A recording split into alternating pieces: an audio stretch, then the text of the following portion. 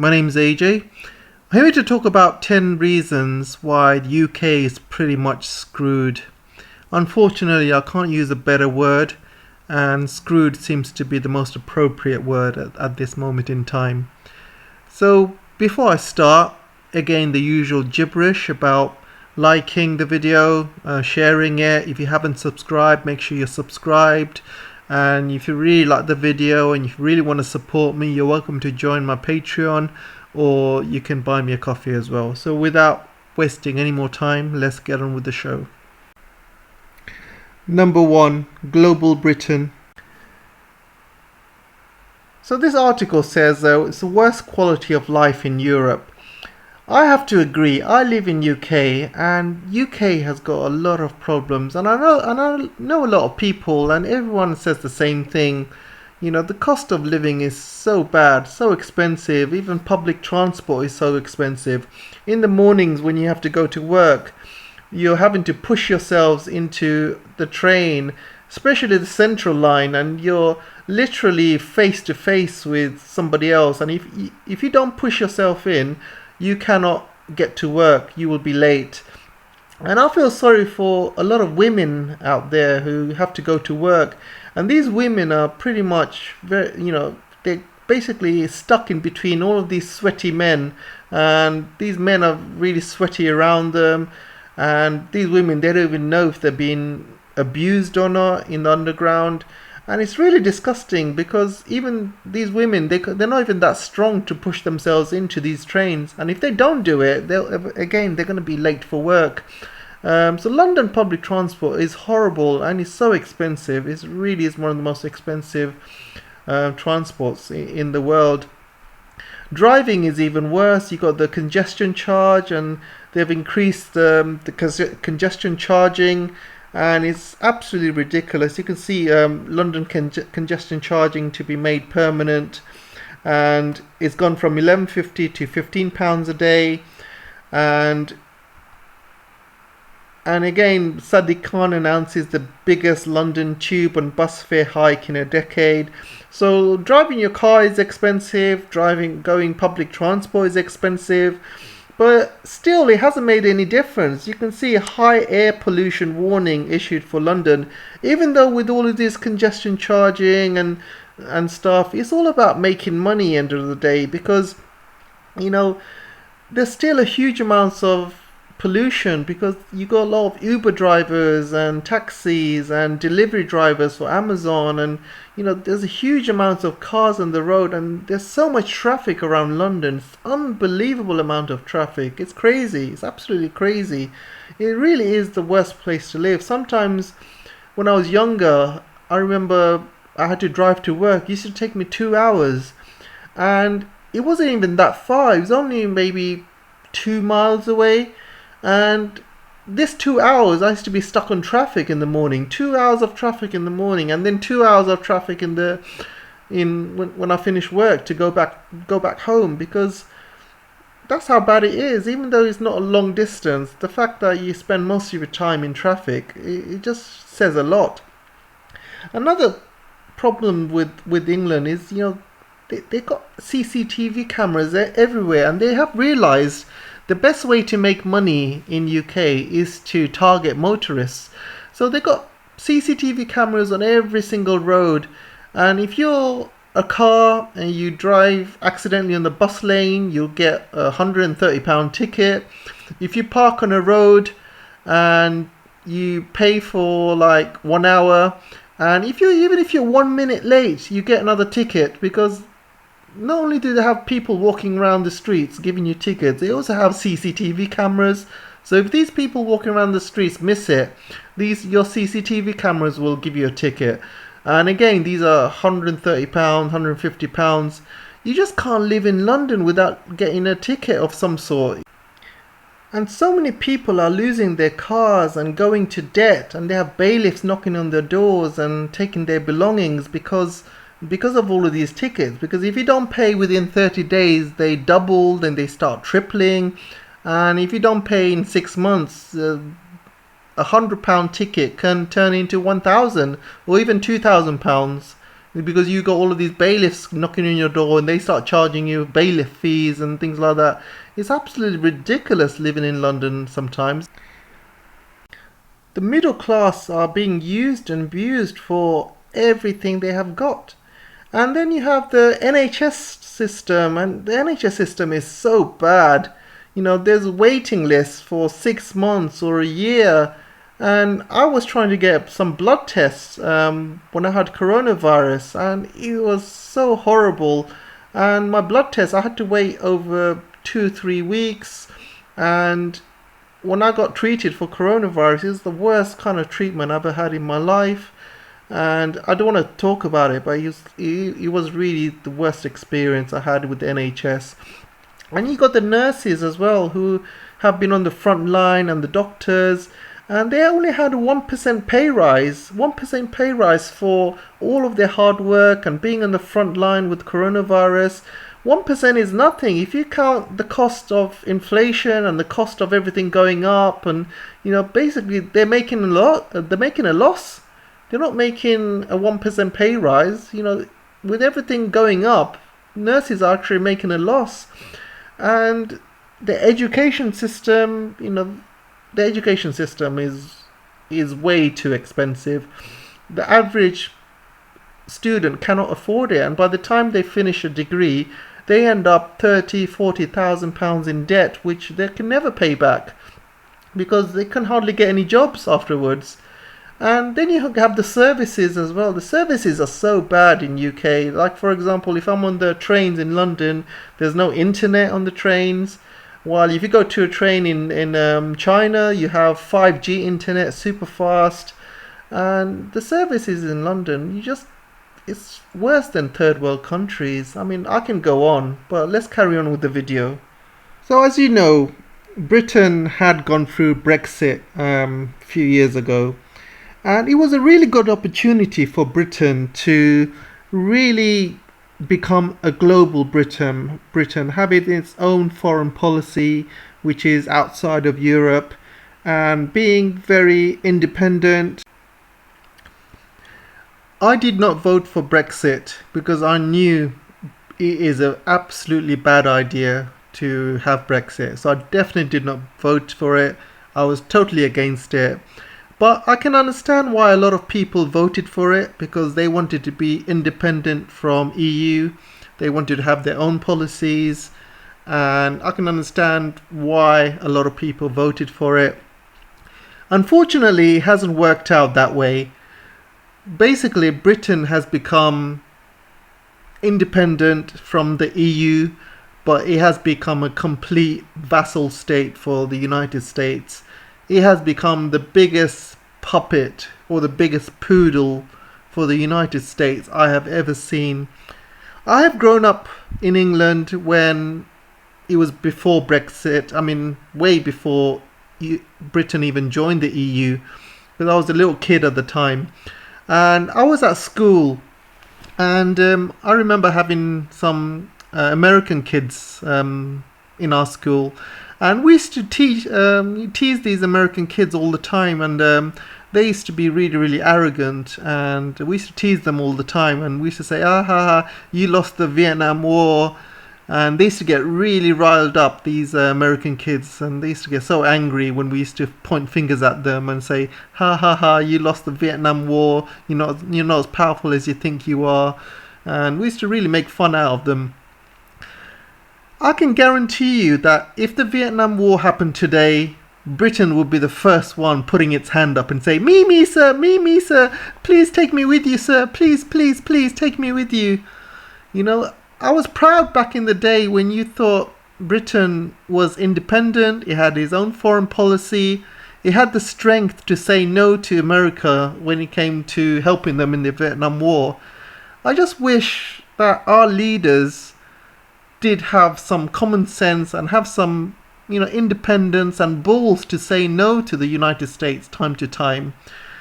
And Boris Johnson he is the biggest puppet of them all. I thought the other guy, Tony Blair, was a major puppet. I mean, he is on another level, but Boris Johnson is very, very close to Tony Blair, and even probably bigger puppet than Tony Blair ever was. And I must say, I'm completely ashamed, completely ashamed of our leader and completely ashamed of how our country is going. Global Britain should have been about being independent, having your own identity, and starting your own foreign policy, starting your own trade deals.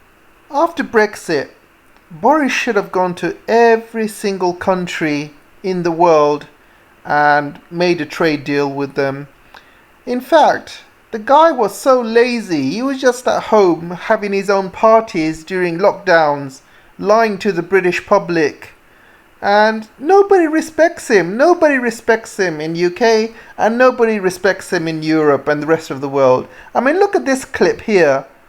Nobody shows this guy any respect.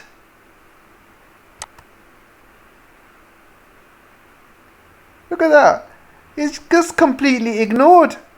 While everyone else is shaking hands and greeting behind him, this guy is completely ignored by everybody else around the world. Look at him. He looks out of place. He looks lost. I mean, seriously, and you got this guy as a leader. Absolute joke. He is such a joke. His press conferences are really horrendous. He talks about Peppa Pig. He turns up drunk. He lies all the time, lies to the British public. The amount of times he nearly got kicked out for lying to the British public, lies about having parties during lockdown, and there's one rule for him and another rule for everybody else. This guy single-handedly is destroying Britain. Destroying it. And people are not doing anything about it. I would expect people out in the streets demonstrating to get this guy out, because the amount of damage that he's causing to Britain, he is causing so much damage. So instead of Britain having its own foreign policies around the world, it's basically picked up America's foreign policies and America's interests, and it's become such a puppet state. And all the people that have voted for Brexit to be independent from the EU, now they've become a puppet state of the United States. And I hope they asked for this, because I sure didn't. I'll give you some examples. China, for example. I remember when President Xi Jinping came to Britain on a state visit, and he was shown around UK, and he was given a great welcome, and he was taken to Buckingham Palace to meet the Queen. He was taken out by David Cameron. He was taken out to a pub for a drink as well, and he was taken out to all of our best factories and technologies and showing China the best of Britain. And I thought, this is really good. This is really good that Britain is doing this. They're building up new relationships with China and Asia, and it's going to be great for the economy. So after that, a lot of Chinese investment started coming into UK, start pouring in. Loads of Chinese students starts enrolling in UK universities, and everything was good. And Huawei was coming in, and they promised 5G for Britain, and everything was good. Everything was hunky-dory until the day Trump decided to start a ridiculous trade war with China. And he phoned his mate, Mr. Boris Johnson, and he says, Boris, you got to get rid of Huawei. And Boris Johnson was like, yes sir, whatever you say, sir. And literally got rid of Huawei. And every single thing that the US wanted Boris to do ever since then, Boris has done. He has never said no to anything from the United States. And it's come to a point where he's completely destroyed the relationship with China. Completely destroyed. At least Britain should have its own foreign policy with China. China is not a threat to UK. China is a threat to America. It's a threat to America because it's a threat to America's hegemony. And also China is on the other side of the Pacific Sea. So it's a threat to America because If China becomes a great power, you got a great power across the other side of your sea in the Pacific. So for America, that is a threat. That's not a threat to Britain. And plus, China is the second largest economy, soon to be the largest, and already the largest in terms of PPP. So China is a big threat to America. So I don't understand why Britain got involved in these ridiculous geopolitics with America, and America's pretty much shafted Britain. And ever since then, Chinese investments have been going out after the way that Huawei has been treated. Chinese investments have not been going into UK, and in fact, Chinese investments have been going out of UK. And not only China is an example, Boris should have been going into Southeast Asian countries, building up trade links with them. He should have been going to Central Asia, should have been going to Africa, but no, there's been no trade deals whatsoever. There was only one trade deal with Australia, and Australia is pretty much getting all the benefits. They get all of the benefits, but while we don't. British farmers are the ones that are losing out because Australia will be able to sell their cheap beef, which undercuts the British farmers. And there was another ridiculous trade deal with Japan, which is exactly the same trade deal that England had with Japan whilst being part of the EU. So that trade deal doesn't even count. So you see, it's been an absolute shambles of the foreign policy, absolute shambles with the trade deals, complete shambles. And being outside of Brexit actually gives Britain less leverage when it comes to discussing trade deals and getting really good deals, because when you're negotiating with the EU has got a much stronger case because the euro is a stronger currency, and the EU is a much bigger market because you have all of these countries as part of the EU.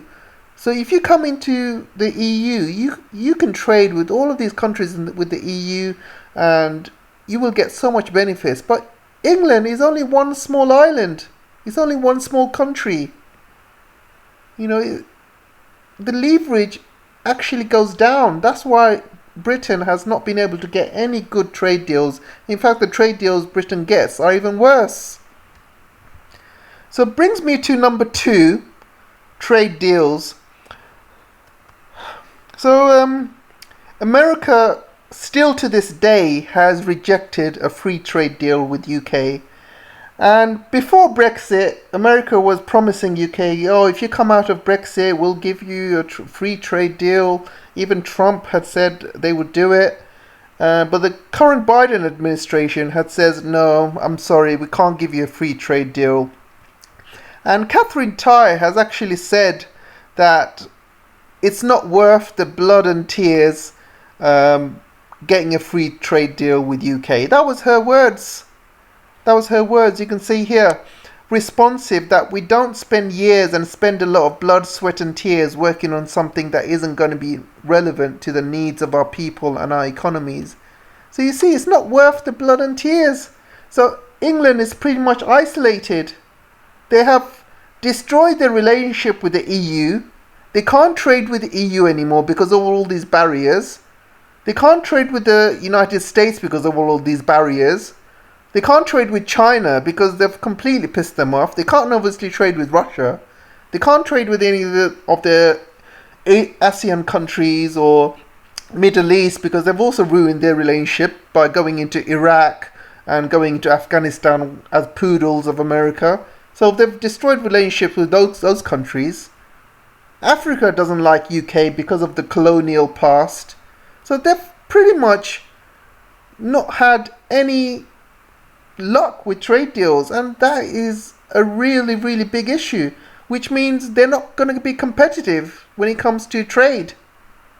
While China's going to be competitive, there's got free trade deals with the rest of ASEAN, RCEP, for example, with Russia, with most countries around the world. China has got free trade deals, and to trade with China is, you can save a lot of money, but not with UK.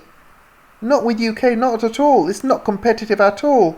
So this is why UK is going to be going down over the next few years. And there are figures to prove it. I mean, look at this graph.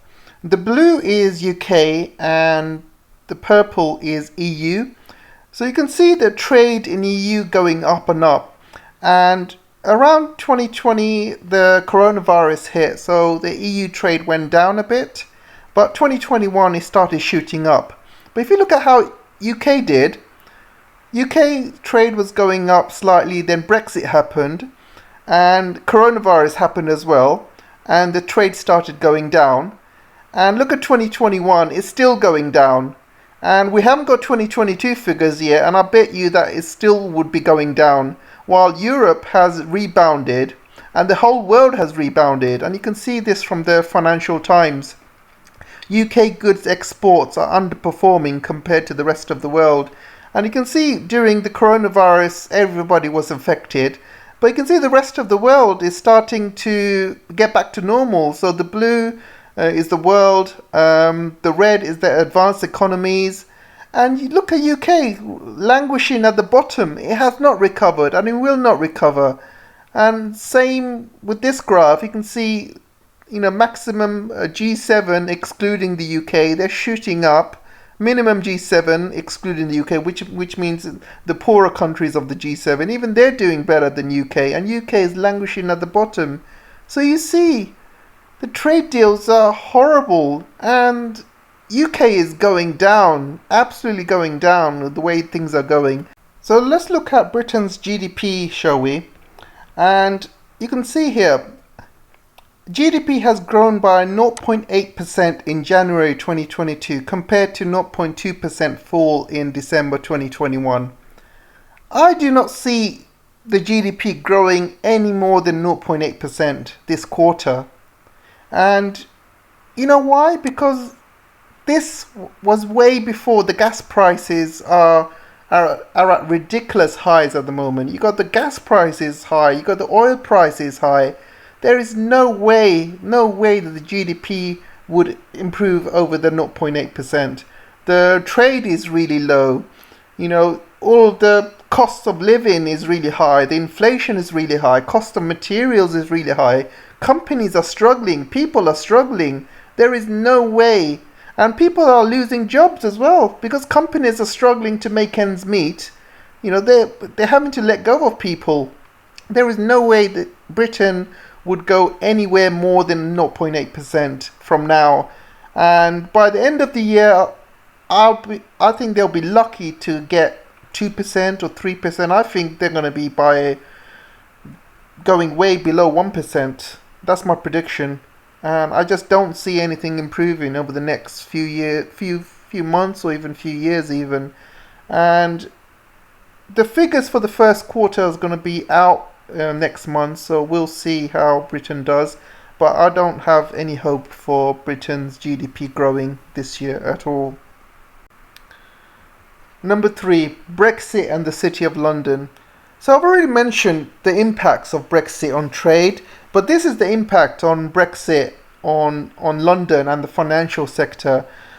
Before Brexit, London was the biggest financial centre in Europe, and it was up there along with New York and Hong Kong as the biggest financial centres in the world. Since Brexit, a lot of companies have been moving out of London, a lot of financial services have been moving out of London, and a lot of staff have been moving out of London. So this shows an article which says Brexit prompts 900 billion exodus from London. This was 16th of April 2021. I can guarantee you 16th of April 2022 this figure's going to be much more. And the reason it's going to be much more is because the coronavirus had delayed a lot of companies from moving their staff and assets out of London. Since everything has gone back to normal now and people are seeing that the Britain economy is not doing very well, you can see a lot more companies fast tracking, moving their staff and moving their assets and companies out of Britain.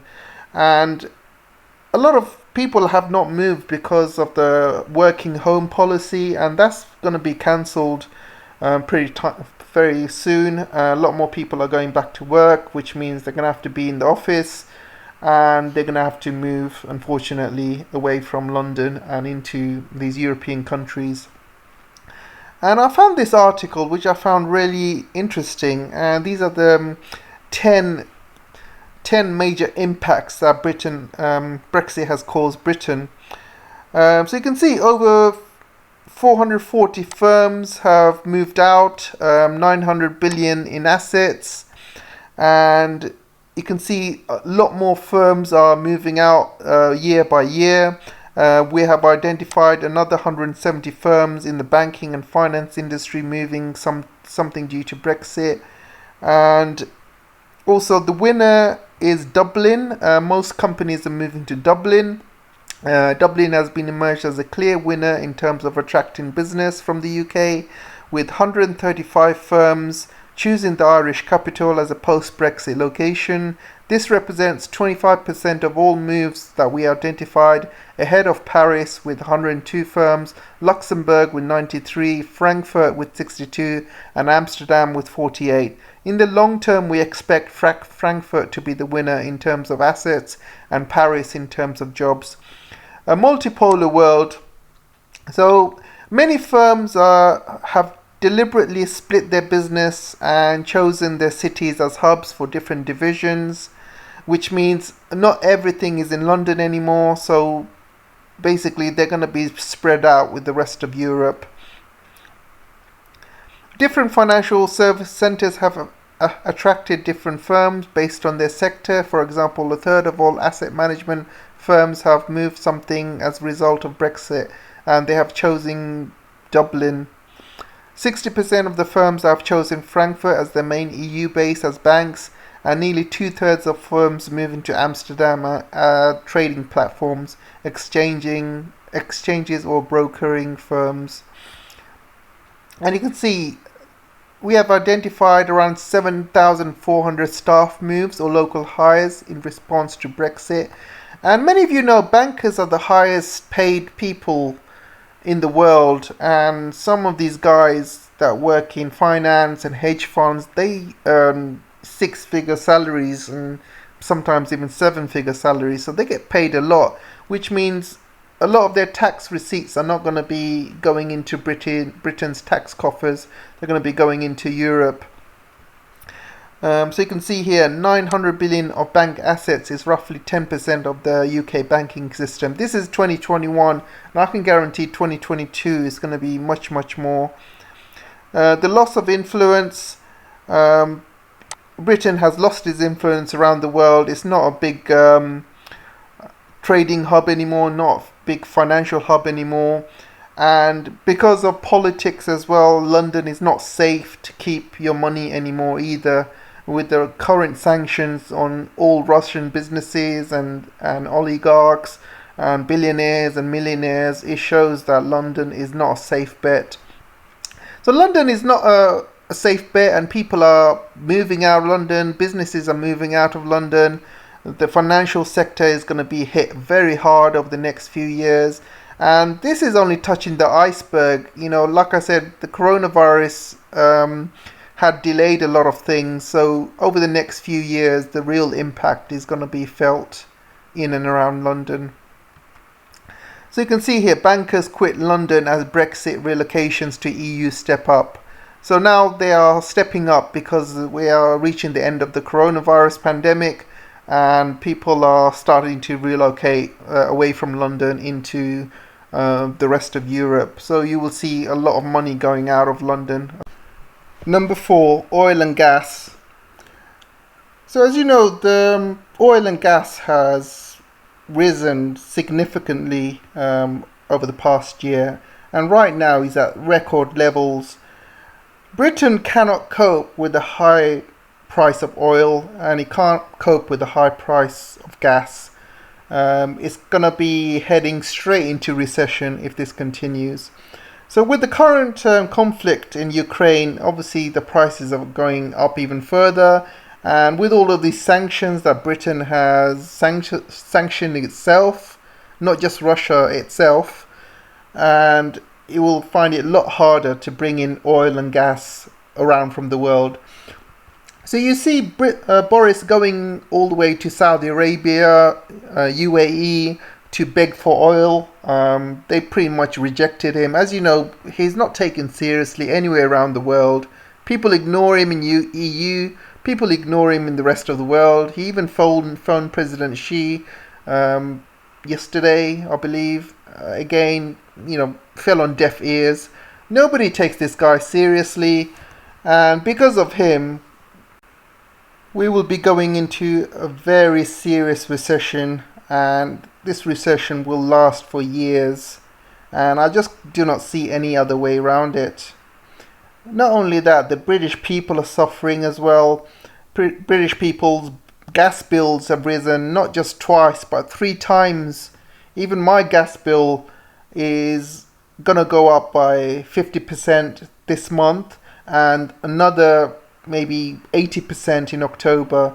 And for some people who have bigger houses, bigger families, they're going to be 2-3 times, even 4 times more expensive.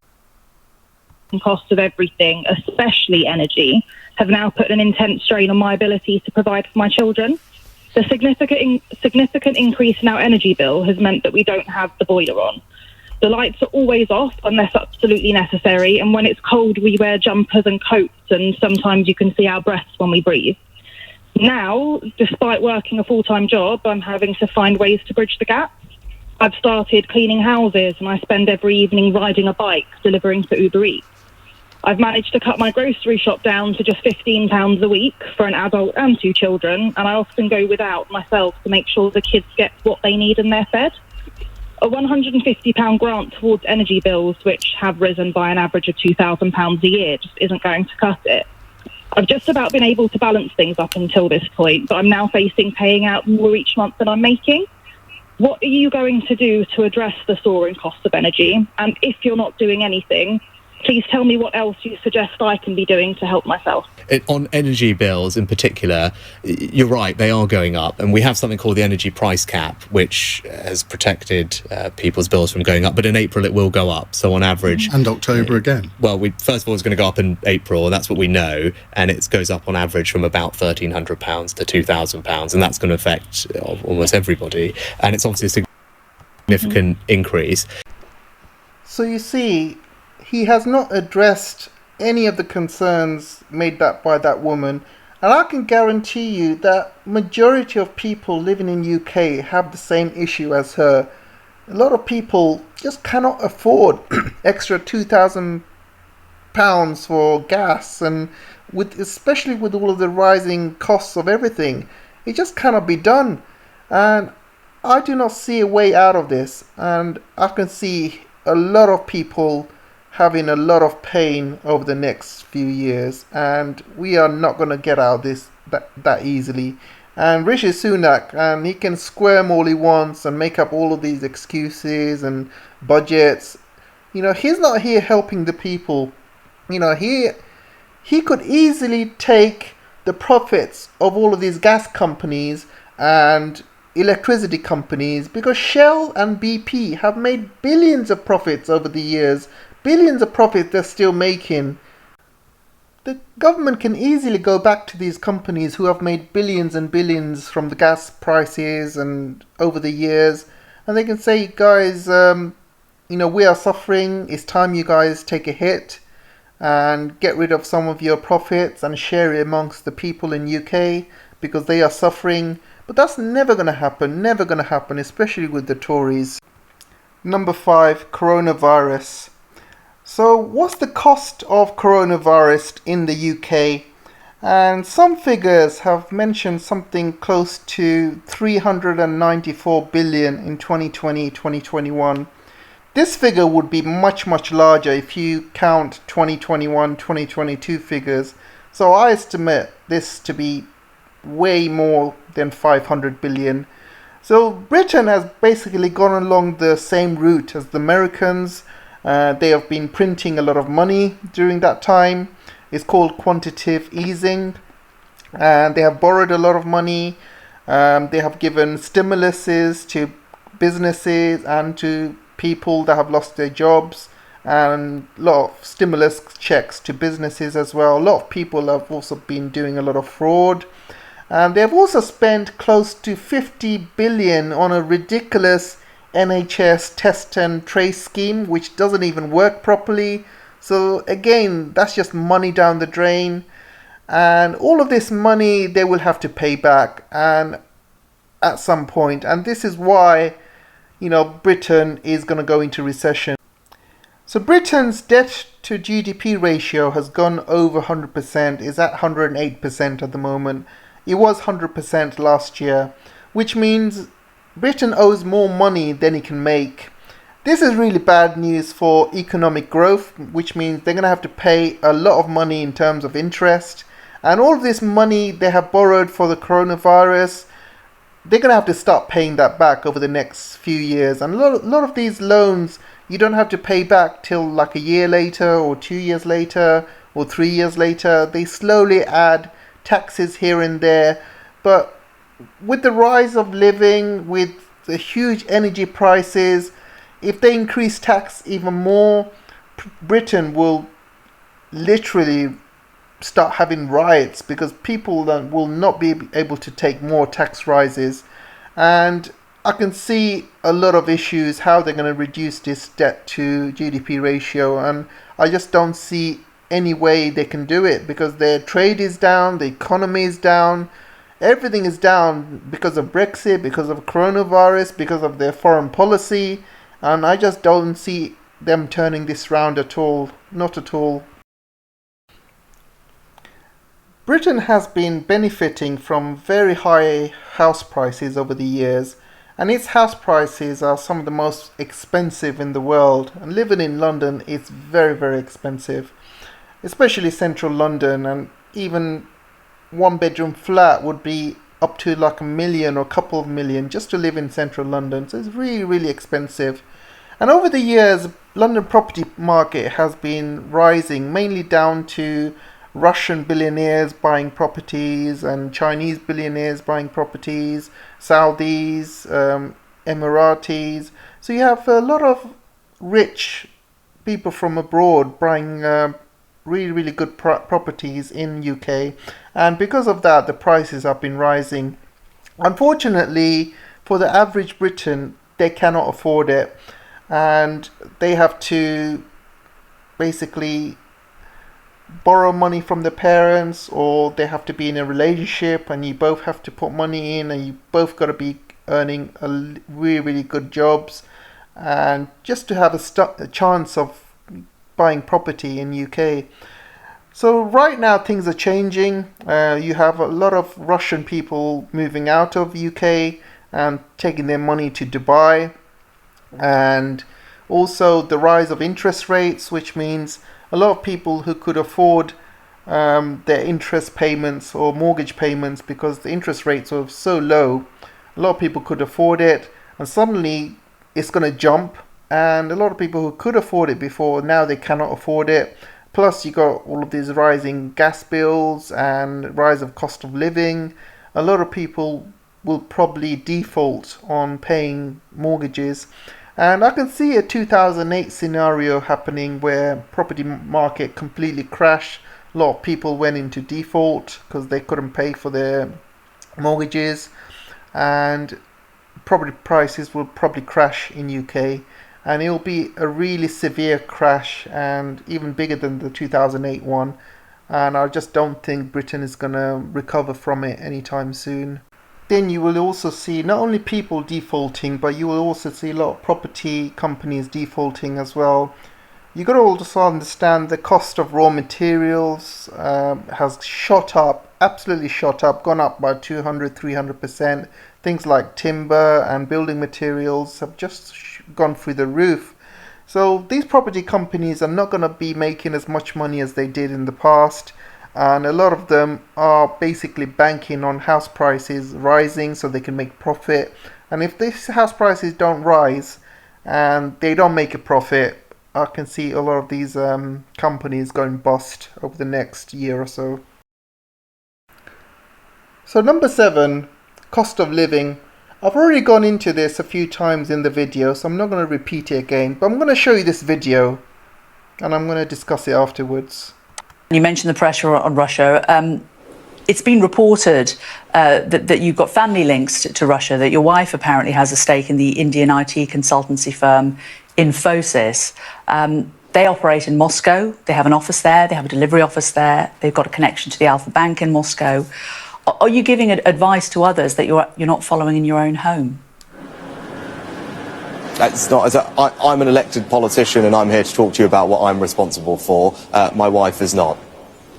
She is not, but equally, if you as a country, we are asking taxpayers to fund the UK's support for Ukraine. We're asking people in the UK to give their homes up to Ukrainian refugees, whereas it appears your family potentially could be benefiting from Putin's regime.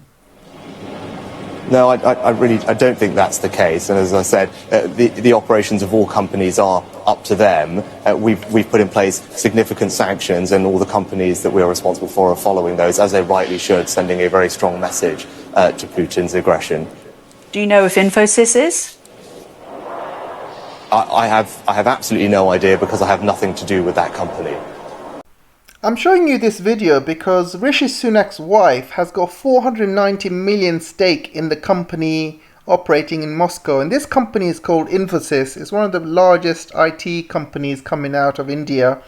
Her father is the main owner of Infosys. He's the guy who started it all up. So obviously she has a huge stake in that company, and that company is still operating Moscow. They haven't really sanctioned Moscow, and they are working normally as it would.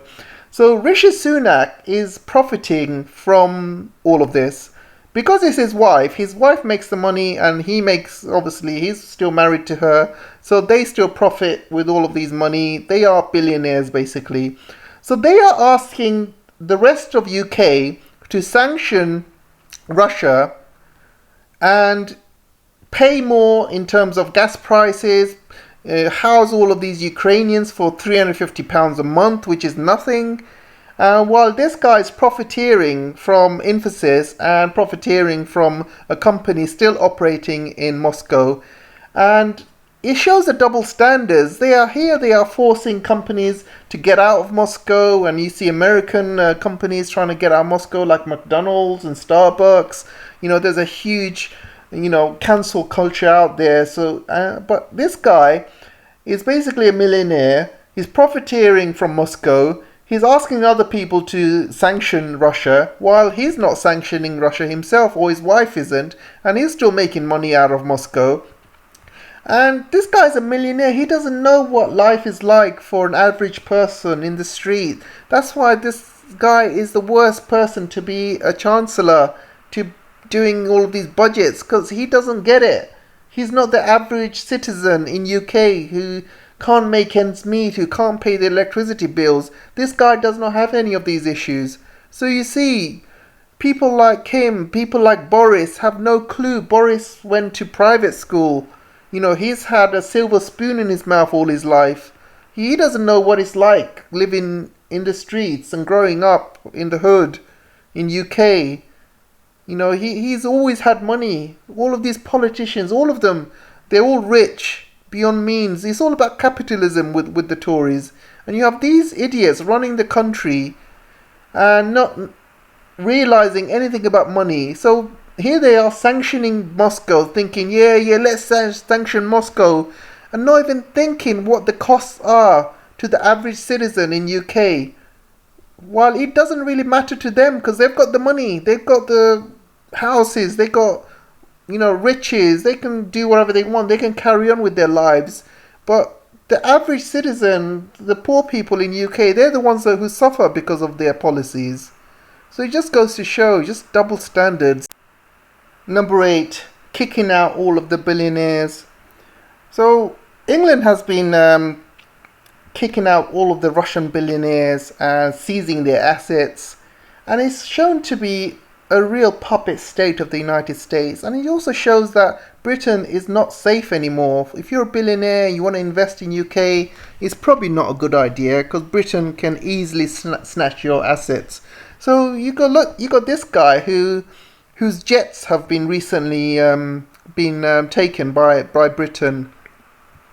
And some of these oligarchs managed to sell their properties before getting out of the country, but most of them seems to be going into Dubai now. A lot of them are taking their money out of UK and into Dubai, and we're talking about a lot of money because these oligarchs, these Russian billionaires, they have a lot of money. They have money invested in oil and gas and steel companies, raw materials, so they make a lot of money. So they're going to be taking all of their money elsewhere. And if they take money out of UK, that means less money in UK. You got less people. Basically, if you spend your money in UK, your money is basically goes back into the economy, in tax receipts and things like that. It gets circulated around the UK economy. If you take that money out of UK, it's the UK economy that's going to be suffering. So they're going to be taking their money out of UK and taking it to Dubai, where Dubai will thrive. They'll be happy with all of these billionaires paying money into properties and assets and buying expensive goods. So Dubai will reap the benefits and UK isn't. And all of this stuff that UK has been doing in terms of kicking out these Russians and stuff, a lot of billionaires are looking at this and thinking, hang on a second, if they can do that to the Russians, if they can one day do it to me. So I'm talking about the Chinese. A lot of Chinese billionaires have invested in London. Already a few are starting to take their money out of London. And, if there's a war in the Taiwanese Strait in the next few years, they know that they would be affected. So a lot of Chinese are starting to take their money out. A lot of people from Saudi Arabia and Dubai are taking it out. I know that for a fact because I know a lot of friends from Edgware Road. And in Edgware Road in England, you have a lot of rich billionaires, Saudis and Emiratis that live there. And a lot of my friends are saying that a lot of them are starting to put their properties for sale, and they're basically, going to get out of there because they know at the moment Saudi Emiratis do not have a good relationship with the US, and they do not have a good relationship with the UK. And they know once they start selling oil other than US petrodollars, like if they start selling it with Chinese RMB, for example, if they agree with a deal, they will be completely out of favor with the US, and the US will very much push a lot of human rights issues on Saudi Arabia and maybe even, have a war. I know it's very unlikely, but you cannot really rule it out. You got to look at the past where previous puppets have fell out of favor out of the US, and US had pretty much got rid of them. I'm talking about Saddam Hussein, who was very much a puppet of the United States until one day he decided he wanted to sell oil, which wasn't an American dollar. So they got rid of him. Same thing happened to Gaddafi in Libya, and they also trying to get rid of Assad in Syria as well. So you see, anyone that goes against the US dollar or tries to sell oil outside of the US dollar, they are a target. And this is the reason why a lot of billionaires from the Middle East are now starting to move their money out of London and UK. Number 9, Scottish independence. So there is currently a Scottish Independent Party who is in power, and they want to send out another referendum and have a vote whether Scotland wants to be part of UK or not. And Scottish people very much see themselves as Europeans. Most Scottish people had actually voted to stay in Europe, and they're also feeling very much isolated as well. It seems like a lot of the money seems to be going to London, but not much money seems to be going to the Scottish people. And I found this article about the 10 good reasons why Scotland should be independent from UK. And I found number 4 most interesting: securing oil funds in the North Sea. So Scotland oil, and the only oil that Britain has, is in the North Sea, and the oil reserves in there are vast, And if Scotland has becomes a country of its own, it would be completely in charge of all of these oil, and Scotland will in fact become one of the most richest, most wealthiest countries in Europe because of it. And you can see with the high oil prices right now, if Scotland secures these oil fields, Scotland would probably be more richer than England, because England does not have any oil fields like Scotland does.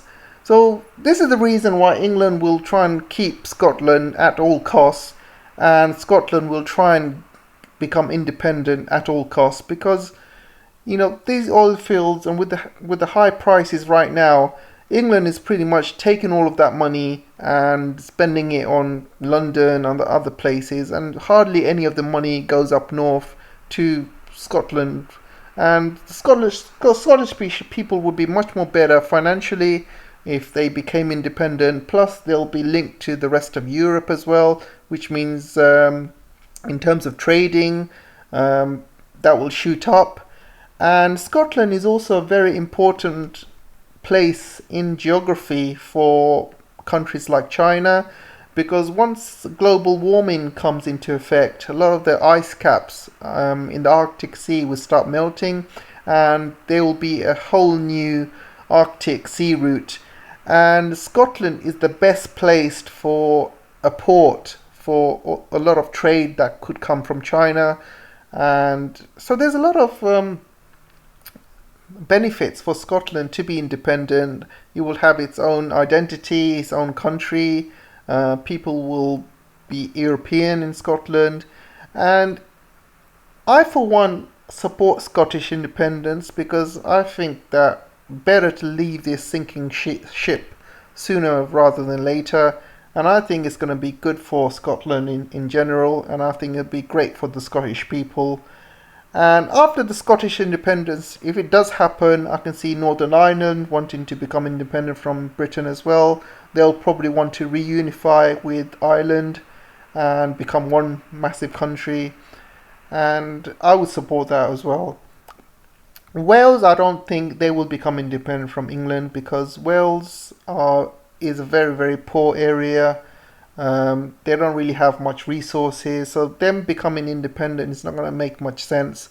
I think Wales will probably stay as part of UK, but definitely Scotland and Northern Ireland have got a very good chance of becoming independent, and England will be much poorer because of it.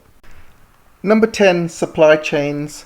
So as part of the Brexit, as well as Britain being Britain, there is a huge supply chain issue.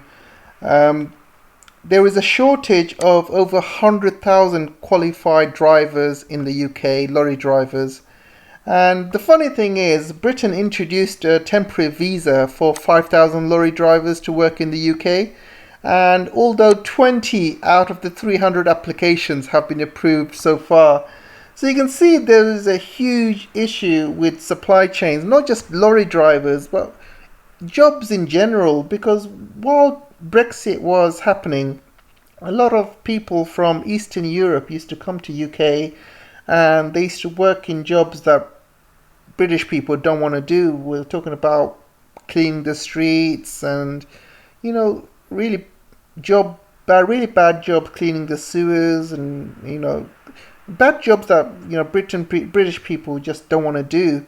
So there's a huge amounts of these shortage of jobs, and lorry drivers is one of them. And some of these lorry drivers drive in inhumane conditions. They're stuck in traffic in UK. Traffic in UK is really terrible. They're stuck in traffic in UK for 10 hours, 12 hours, and they have to sleep and drive without going into the toilets, and it's really is inhumane in UK.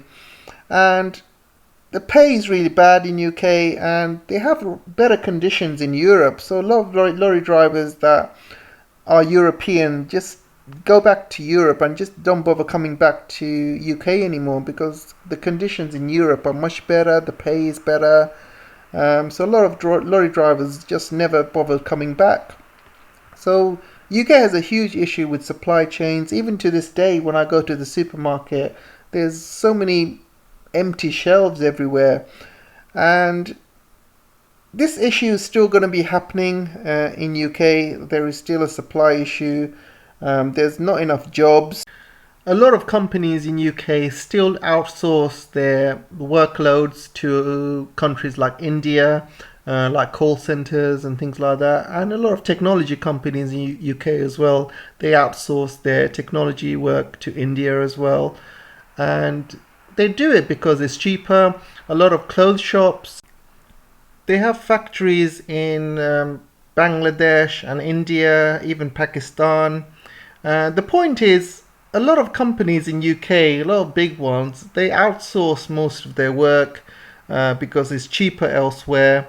And the only jobs left in UK are ones that don't really matter. And, you know, a lot of people with skills, a lot of students with degrees can't even get a job these days. And they end up getting these jobs which are poorly paid, or they do stuff that nobody else wants to do.